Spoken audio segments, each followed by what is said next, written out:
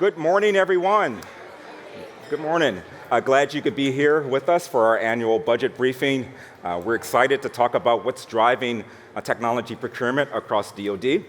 And so over the next 45 minutes, we'll be walking you through where some of the biggest opportunities for IT are and the most likely places for investment across the Defense Department for FY 2020.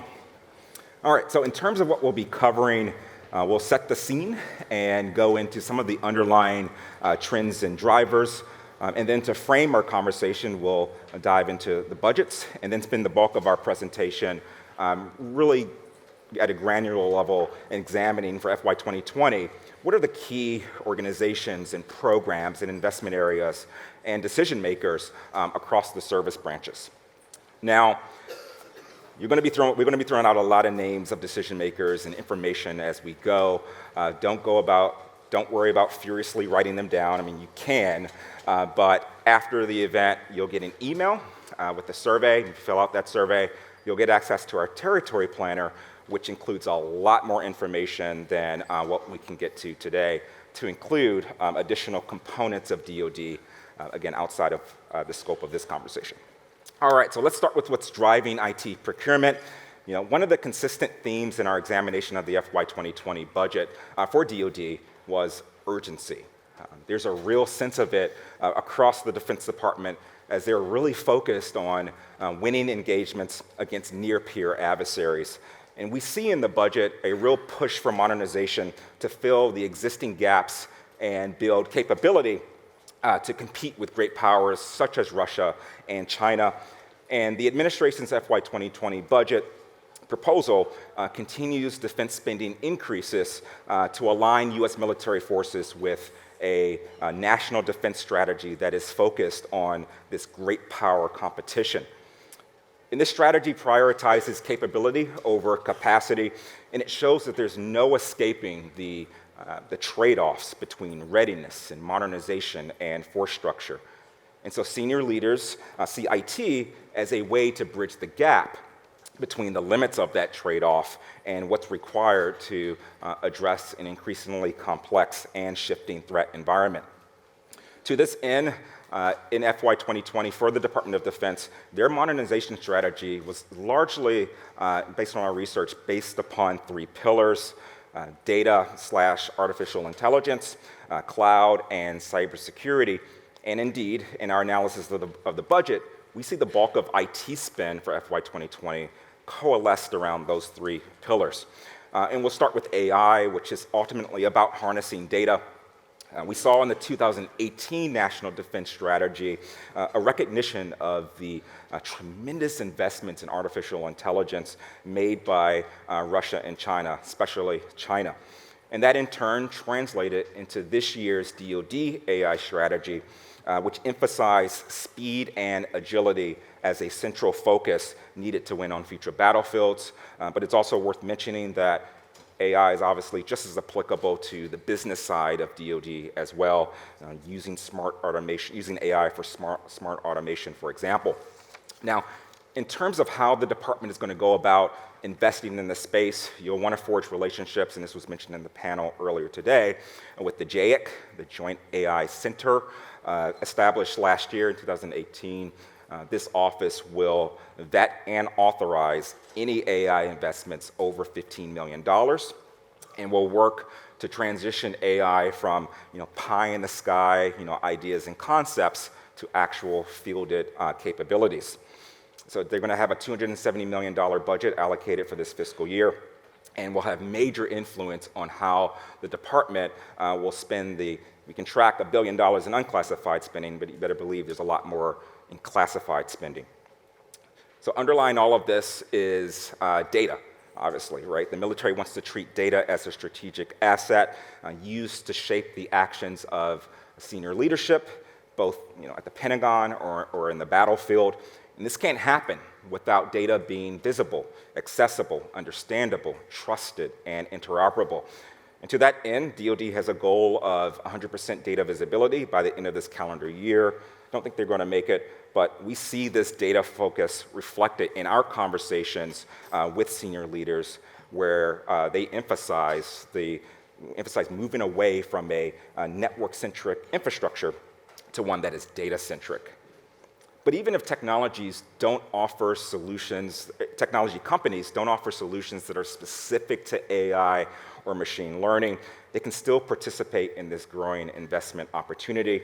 And that's because, again, AI is really about data quality, collection, and integration, as well as storing and cleansing and protecting that data. It also means having the right architecture to enable and support AI. So clean, authoritative, and trustworthy data is the foundation of all analytics, especially for the Defense Department. And this will increase demand within DoD for not only data integration tools to ensure that the necessary data is being collected, but also data quality and preparation tools.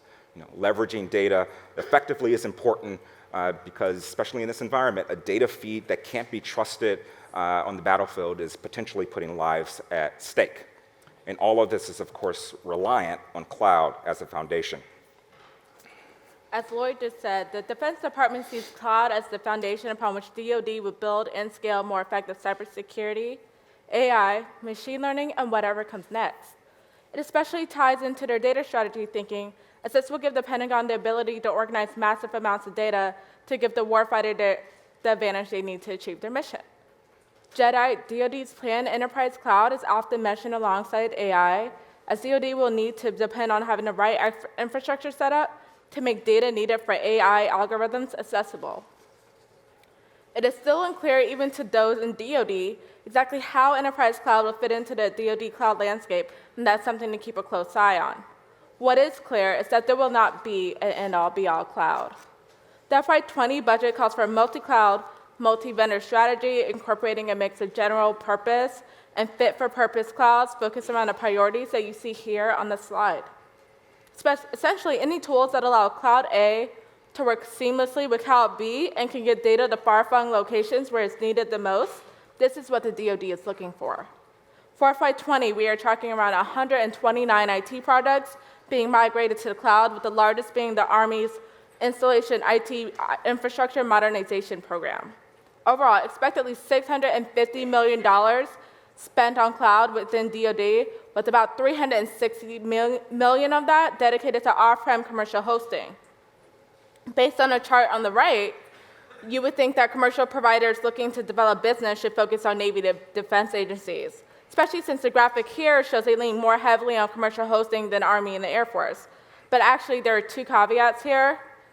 One is that there are mandates to use commercial whenever possible, especially with MilCloud 2.0, JEDI, and DEOS. And so we'll see the ratio trend more favorably in the coming years to commercial hosting. Also, cloud budget numbers published by the government are notorious for being underreported. So the addressable contractor market is much likely higher than the $650 million figure. Also, as I just noted, another area that's also underreported is security. Per the FY20 budget, DoD has allocated almost $10 billion towards security, an increase of $900 million. There's a big focus this year on supply chain risks, and the 2020 NDAA addresses that risk, as we saw last December. The passage of the Secure Technologies Act will lead to a framework to measure the risk of different vendors and products and empower the government to ban certain vendors from doing business with them. The Secure Technologies Act will also lead to requirements for visualization tools for the supply chain. The whole of government is moving towards such illumination tools, and we've heard firsthand that the DoD wants to look at the supply chain down to the 17th tier. One of the major changes this year will be the implementation of the cybersecurity maturity certifications. Starting next summer, anyone selling IT to the DoD will need to be certified by the CMMC in order to compete for contracts. Fortunately, there won't be any surprises to those currently selling to DoD who are compliant with existing controls, because there will be 5 maturity levels, with level 1 being equivalent to FAR Part 52, and level 3 being comparable to NIST 800-171. It's important to note that primes will also be responsible for ensuring that their supply chain is indeed certified. You'll want to monitor the new security certification requirements as they develop and work to get certified as soon as possible. Overall, the security emphasis for DoD in FY20 is treating threats as though they're already inside. This includes a shift to zero trust and stronger identity management. and a need that will become greater as agencies move more services to the cloud. Visibility is going to be key here, and some of the major requirements outside of supply chain security are enterprise search capability to enable discovery of critical DoD data and an enterprise-wide identity management system. Okay, so jumping right into the budget, DoD leads all departments, no surprise, with $37 billion in unclassified IT spend per their FY 2020 budget requests. As Troy mentioned earlier in the panel, that's about a 2% decrease from last year.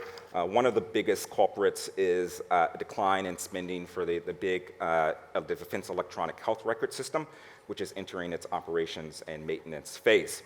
Also, this slight decline tracks with our briefing last year, where we predicted that budgets will start flattening out as cost-cutting measures like data center consolidation continue to kick in. We should also point out, as with every year, that these FY 2020 budgets are just requests. They're requested by the agencies and the White House, but of course they don't matter until Congress acts. It looks like we will get a signature today, later today, by the President that will extend our current continuing resolution through December 20th. So as we go through these service branches, bear in mind that most of your customers may be a little reluctant to spend real money until their appropriations come in. But ultimately, with FY19 and 20 levels so close, I expect spending levels for IT to remain largely in this ballpark. Okay, so we'll begin our deep dive into the military branches with a look at the Department of the Navy, which includes the Marine Corps. So let's start with the budget. The Navy is requesting a little over $200 billion. That's 5% over FY19 enacted levels. When it comes to IT, we're seeing a 3% overall increase.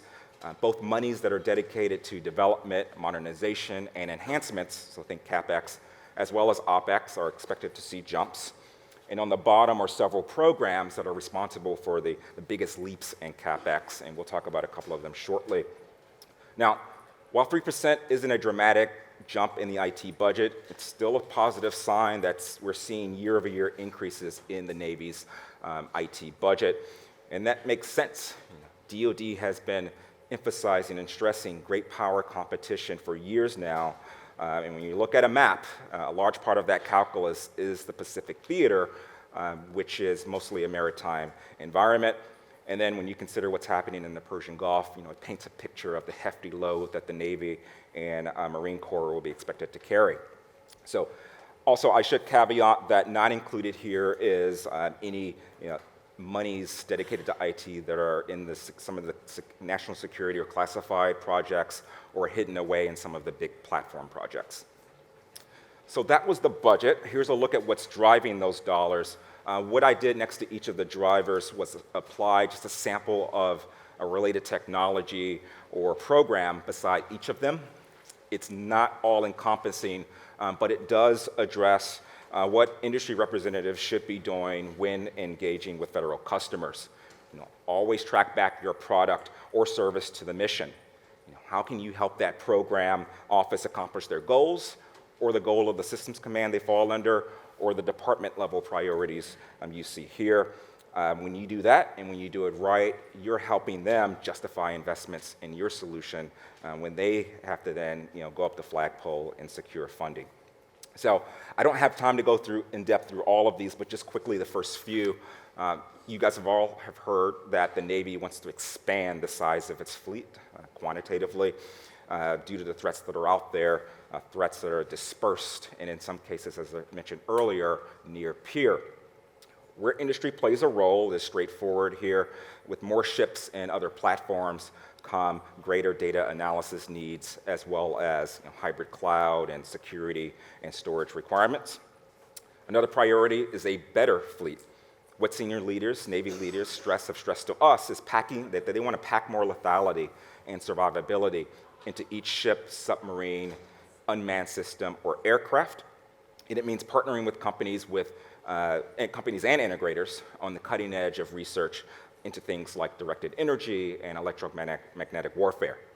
It also means they need help from industry on getting system upgrades, enhancements, and applications to the warfighter in a contested environment on a timescale of hours versus days and weeks. And then there's a networked Navy. If your networking is better than the adversary, then you share information faster and can adjust operations and tactics too fast for the enemy to keep up with. And so the Navy also wants to expand the reach of its ships, and they're looking to your networking technology to do it. And this is critical given the long timelines that are associated with building a bigger fleet. So, improving the way the Navy can get its platforms and systems to talk to each other can help them do more with what they have. And related technologies, obviously, are cloud computing, mobility, open architectures, and interoperability. And then lastly, an agile fleet.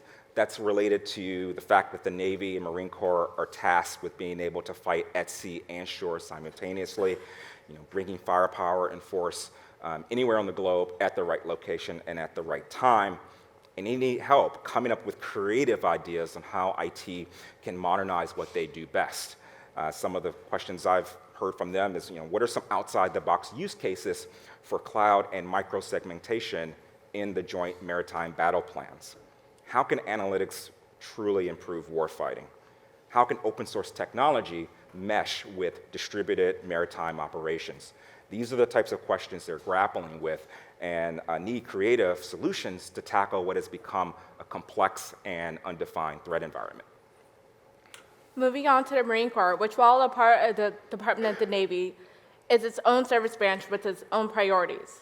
Focus on what they do best, expeditionary operations and crisis response, all while integrating their operations more closely with the Navy.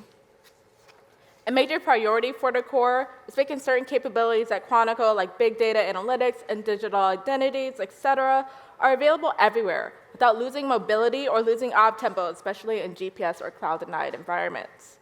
You'll be well-positioned if you demonstrate that you understand how they fight. So again, solutions that are lightweight, flexible, easy to use, and can plug into existing networks. So things like open architectures, modularity, and resilience are more relevant with the Marine Corps given how they operate.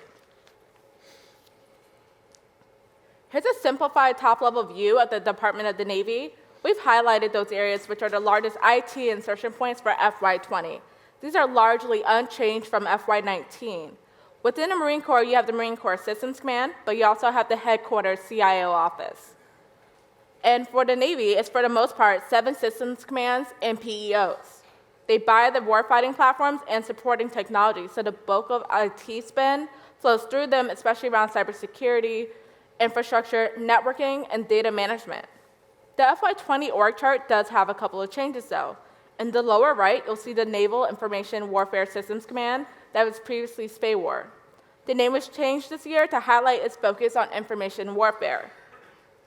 Also worth noting is that the Department of the Navy CIO office has redeployed, and Aaron Weiss from the DOD CIO office has just recently taken over that organization. We'll now discuss 2 programs within the Department of the Navy. By the way, just for our clarification, programs are line items in the budget, which represent major investments. These next programs were chosen because they have the highest levels of CapEx this year among the Navy's unclassified IT programs. So I should add, I mentioned the planner earlier, with the org chart, you're going to see the names of decision makers in the planner that you'll receive for most of the org charts, so it'll be easier for tracking. First is Networking on the Move, which happens to be the largest unclassified Marine Corps program of record. The mission of this office is to provide beyond line-of-sight battlefield management for field commanders. And specific IT requirements for FY 2020 include vehicle-mounted data management systems, software systems that allow the commander at the pointy end of the spear to use voice, video, and chat to coordinate and exchange tactical information with field units, or field headquarters or other units. And this has to work both horizontally and vertically, so on the ground or in the air. Relatedly, this office this fiscal year will be buying software and hardware for comms links, communications links, that operate at both the unclassified and secret levels. Now, There is a decline in CapEx, but that's due to the fewer number of outfitted ground combat vehicles that the Marine Corps overall is purchasing from this year. And that number actually fluctuates from year to year. All right, so next is NP2, or Navy Personnel and Pay. This has really evolved and grown into an increasingly important analysis and reporting tool for measuring retention, attrition, and reenlistment across the Navy and Marine Corps. Right now, the IT infrastructure that supports the Navy's manpower and training needs is made up of over 45 separate systems, written in over 20 programming languages, riding on different operating systems, and spread across dozens of data centers and networks. And some of those systems are decades old, and incremental upgrades over time have only made them more complex and expensive to maintain. So NP2 will thus reduce this redundancy and improve efficiency in the Navy's personnel management operations. And the Navy, over the past few years, has been gradually moving to this common architecture, but the pace is picking up now and through FY 2020. Security is a big IT priority here because these features are largely self-service from mobile devices, which means accessing sensitive HR information without a CAT card. Making sure data is secure no matter where the sailor or Marine accesses their information is obviously important. By extension, success here will position you well for some of the big enterprise management or enterprise identity management requirements that will be coming out of the Navy and DoD in the next year or so, as well as any requirements that are related to the Navy's philosophy that IT users ought to be able to use and access roughly the same services no matter where they're physically located, whether on a Navy installation or on their phones and tablets. Data analytics are key here as well, as reflected in the budget.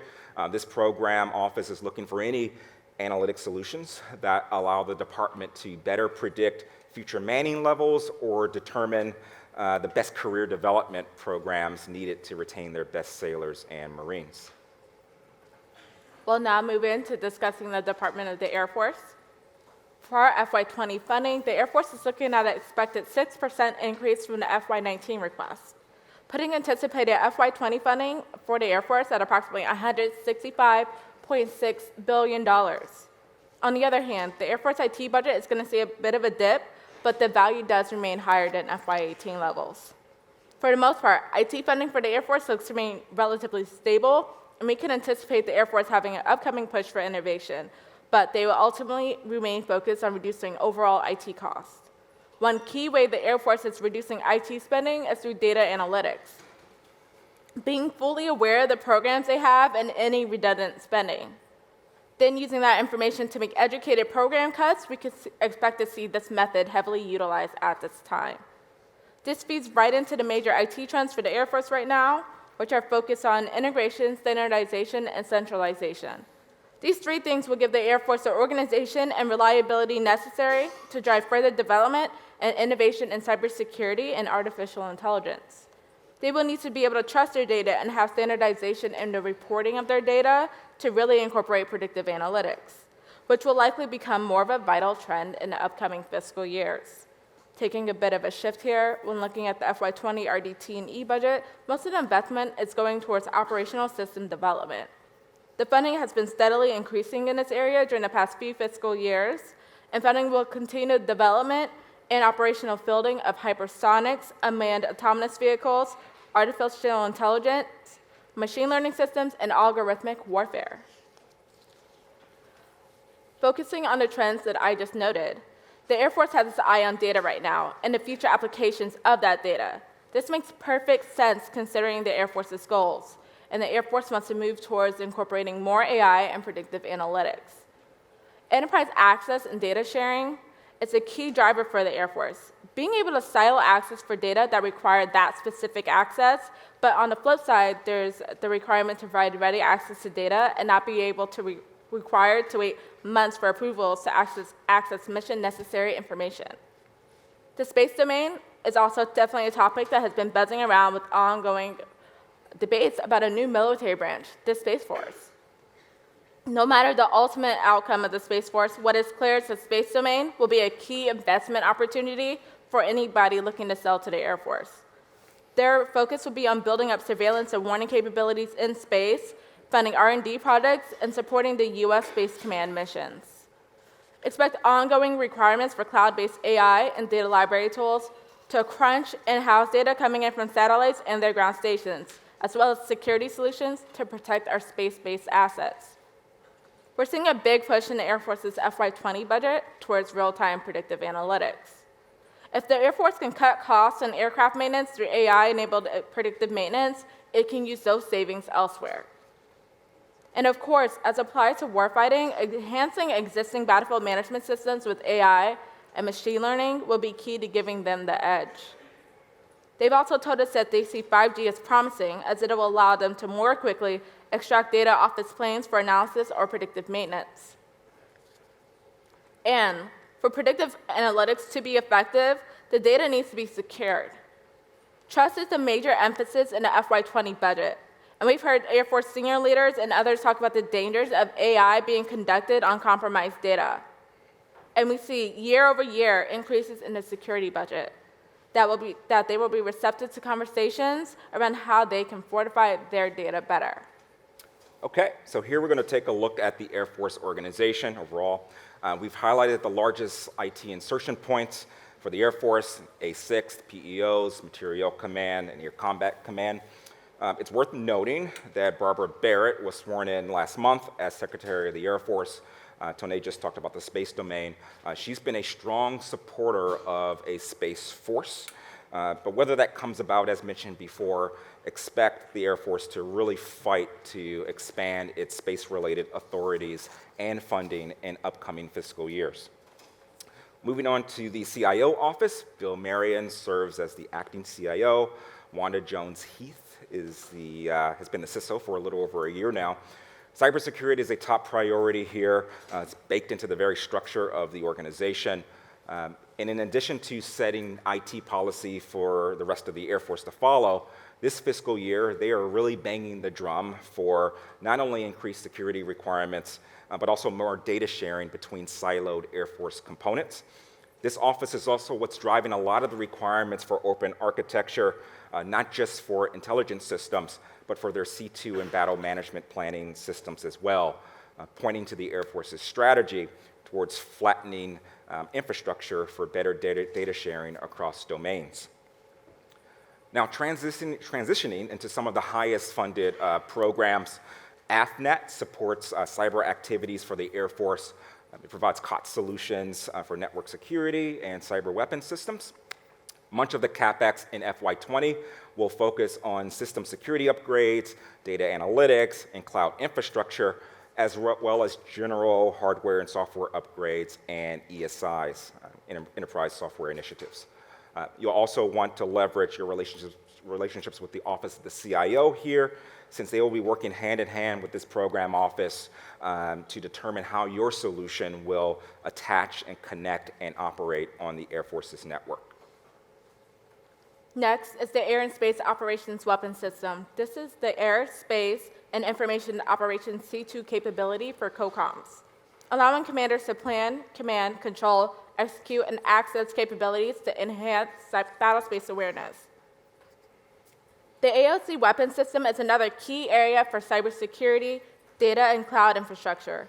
Funding for FY20 is in part meant to support the development needed for core and legacy systems and related applications to move towards the cloud. We see work going towards scaling product teams to facilitate agile software development, and we found in our analysis of the program and the Operations Center that they are very much focused on a future threat environment, specifically in 2030 and beyond. They're open to tools that can help the Air Force address those challenges, and in fact, we've seen a budget a clear desire for innovative multi-classification cybersecurity tools, in addition to cutting-edge data sharing and command and control capabilities across air, cyber, and space domains. And they are willing to conduct pilot projects and experiments to test out promising solutions. Now we'll move into discussing the Department of the Army. In terms of base budget on the right, in comparison to FY19, we have a slight increase of about 2%, and that is a bit smaller than last year's increase of roughly 7%. Now, as we take a look at R&D funding, the requested amounts were reduced in FY20 for the Army, I believe that funding was reduced to actually be more in line with enacted spending from previous years. When looking at previously enacted spending, the RDT&E totals are actually increasing by $1.1 billion. The Army's FY20 budget request reflects an urgency to modernize, to build readiness, replace legacy technology, and create efficiencies. As the Army combated a low-tech counterinsurgency threat over the past 17 years, great power competitors modernized their forces with sophisticated and advanced technologies. They see technology as critical to maintaining its competitive advantage in future conflicts where the threat will be multidimensional. At $12.2 billion, the Army continues to have the highest IT budget among the service branches. This is slated to remain for the foreseeable future. The budget, however, is expected to see a decline slightly over the next few years, in part due to realized savings. Despite this downward trend, the cybersecurity spend will continue to see year-over-year increases.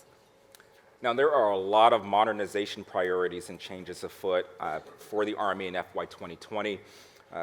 This fall, the Army stood up a provisional enterprise cloud management office to oversee its cloud initiatives and assist in migrations and trainings.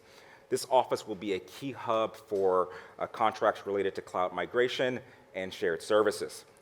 In the coming year, expected to oversee pilot projects related to a wide range of mission requirements, such as financial management, logistics, and maintenance, as well as tactical cloud infrastructures. So this office will be a key cog in the Army's plans to invest $700 million in cloud, data, and AI over the next 5 years. And in fact, additional details regarding this office's leadership and related programs are to become available later this year, so stay tuned. An update to the Army's data strategy is on the horizon. This is all about enabling the warfighter to be able to process and decide and act faster than our adversaries, given the information available.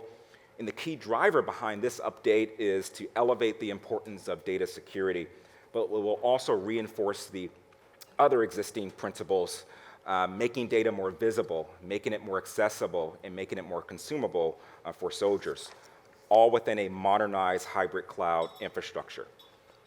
And the fact that it was interesting, the fact that the Army's AI task force is collaborating on this new digital strategy just reinforces the critical role that AI will play on future battlefields. Next is Enterprise IT as a Service. So the Army is going to be launching a new Enterprise IT as a Service model at 9 locations over 3 years as part of a new multi-million-dollar pilot program. And so this effort will bring in commercial companies to provide the Army with enterprise, network, and core IT services. And this pilot will assess the feasibility for deploying to Army installations commercial solutions that are related to data transport, end-user services, and collaborative data environments. Lastly, the Army is planning another pilot, this one related to 5G. The Army is partnering with the Pentagon and other service branches, and they're looking for ideas and concepts from industry on how 5G can be applied to enhance both peacetime operations as well as wartime contingencies. And in fact, several potential use cases for 5G have already been identified to include supply chain management and augmented reality. And those pilots are going to begin next summer. Now, moving into the org chart, we've highlighted the key IT insertion points for the Army. These include the Army Forces Command, Futures Command, ASALT, and all the other offices that you see highlighted. Additionally, there have been some recent changes to the organization. So at the top, on August 9th, the Army swore in a new Chief of Staff, General James McConville. He's very much laser focused on modernization, and in fact, he helped stand up the Army's Futures Command. And while doing so, he shifted $30 billion of allocated funds toward high priority efforts. Expect to see more of that across the Army, and under his leadership, Army decision makers will be receptive to ideas on how IT can bridge the gap in terms of readiness and capabilities. Now, moving on to the CIO G6 for the Army, the office remains led by Lieutenant General Bruce Crawford. Greg Garcia is the deputy. In August, Brigadier General Lawrence Toms became the military deputy to General Crawford, and he replaced Major General Garrett Yee, who transitioned over to DISA earlier this summer. Suffice it to say, Generals Crawford and Toms are going to be very instrumental to the Army's modernization goals and their strategy. and they're very much focused on data center closure, and they're looking at both enterprise and tactical cloud to help with soldier mobility, bandwidth, and endpoint security. Okay, so next we will discuss some of the top funded IT programs within the Army. The Joint Battle Command Platform is a system that the Army uses to track friendly or blue forces for warfighters. There are 14 variants fitted to the Army's family of tactical vehicles, and DRS is the prime contractor. FY20 procurement dollars support all aspects of the friendly force tracking system, the vehicle-borne and command post computer systems, software upgrades, training, and program management support. In FY20, the Army will continue the acceleration of building modernized hardware and software to get the Army on a common baseline. The modernized building of JBCP is projected to be completed in FY 2023.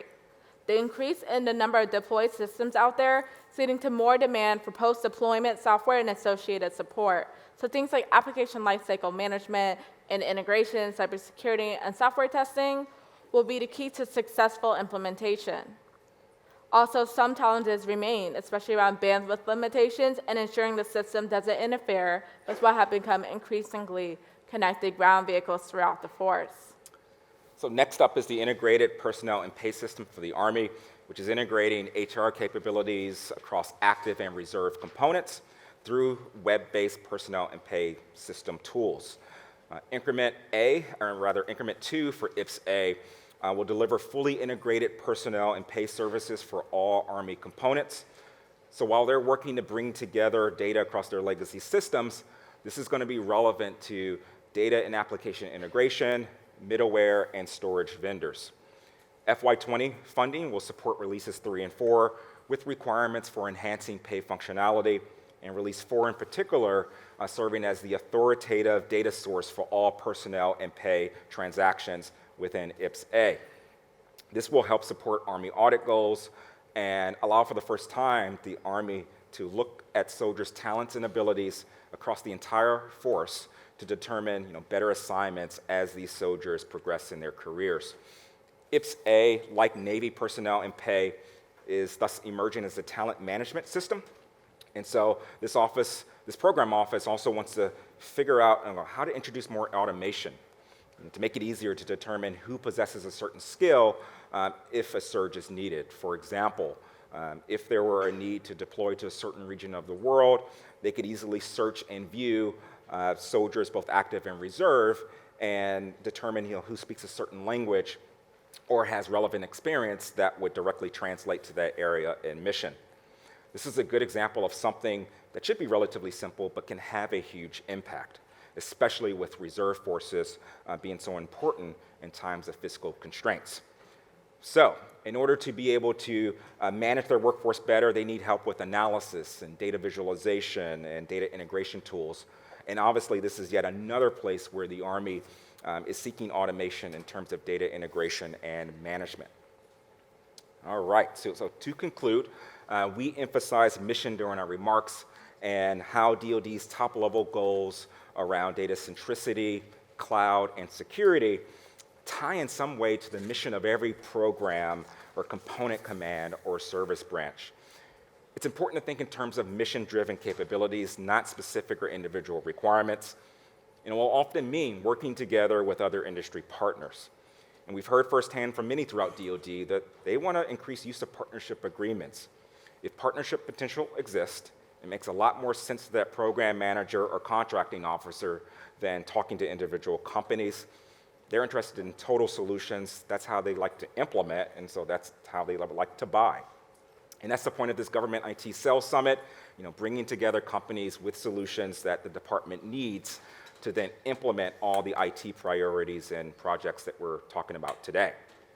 And so with that, thanks and enjoy the rest of your day. Thank you.